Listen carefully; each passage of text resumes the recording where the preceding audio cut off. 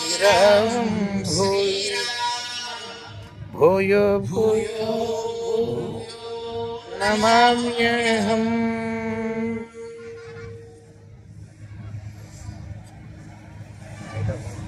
ప్రియ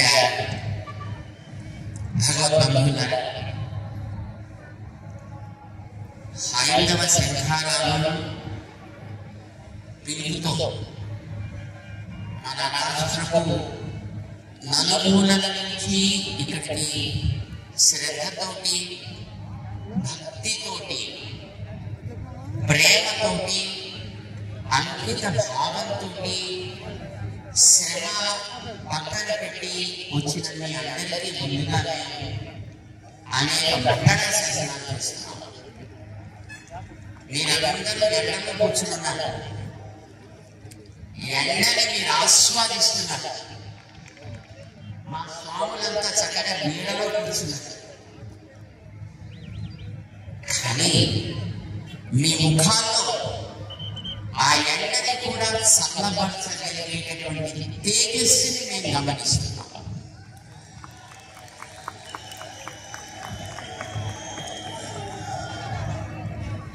ఆలయాల మీద మీకుండే ప్రేమ, ఆలయాలను కాపాడుకోవాలనుకునే మీ దీక్ష, గ్రామాల నుంచి వచ్చినటువంటి ముదుసలు కూడా ఇక్కడ ఉన్నారు. మేము వస్తుంటే చూసాం,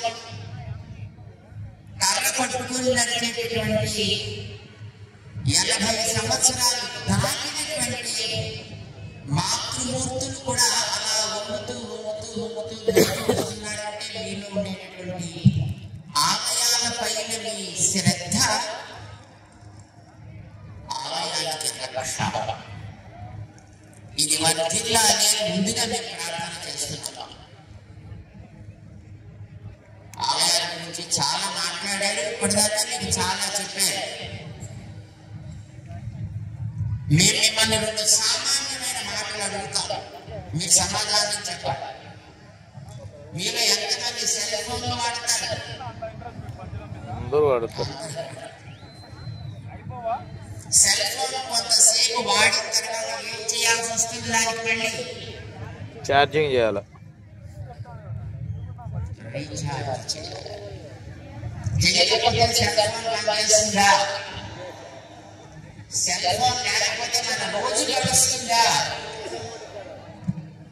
ఏది కట్టాలన్నా, ఏది పెట్టాలన్నా లేచినప్పటి నుంచి రాత్రి పడుకునేదాకా, పడుకున్నప్పటి నుంచి మళ్ళీ తెల్లారగట్ట లేచేదాకా సెల్ ఫోన్ మీద ఆధారపడ్డ బతుకులు మనవి, అవునా కదా?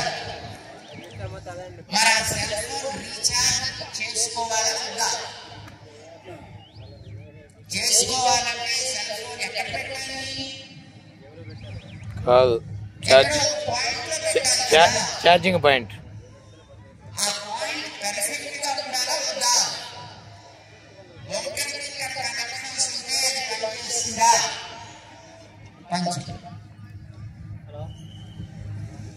మన శరీరమే ఒక సెల్ ఫోన్,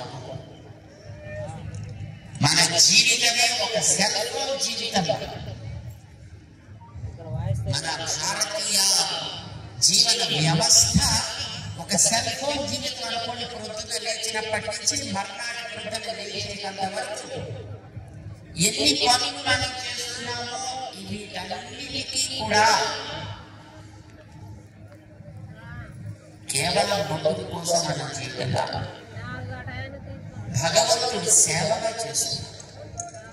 వివాహం జరిగినా భగవత్ సేవ, భోజనం చేసినా లోపలే అంతరాత్మకి మన నైవేద్యం పెడుతున్నట్టుగా, వివాహం జరిగి కాపరం చేస్తున్నా మన తర్వాత ఆ సేవ కొనసాగించే వారసులు కావాలి అని జీవితం అట్లానే చేస్తామా లేదా?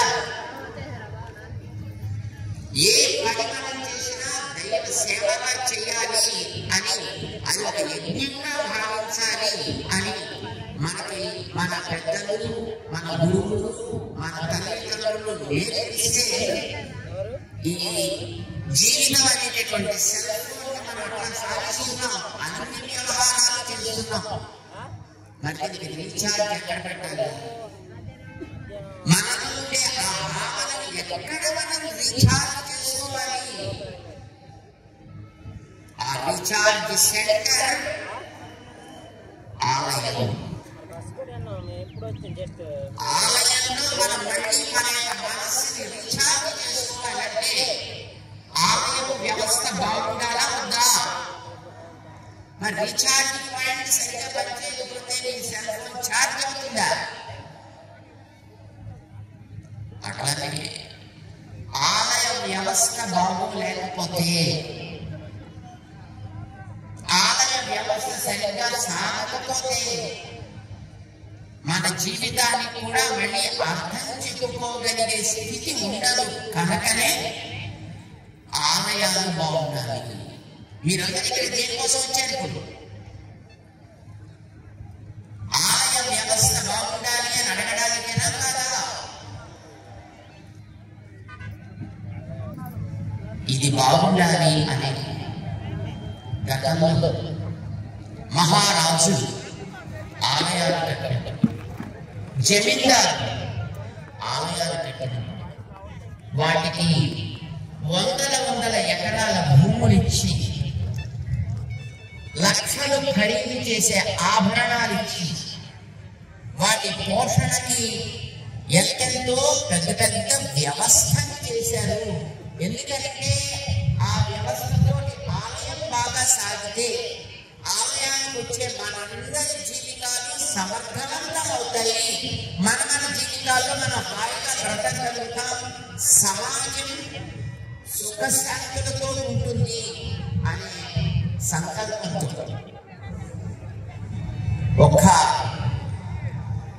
మన రాష్ట్రంలోనే తీసుకుంటే సుమారు ఆలయాలకి 15 లక్షల ఎకరాల భూమి ఉండేది.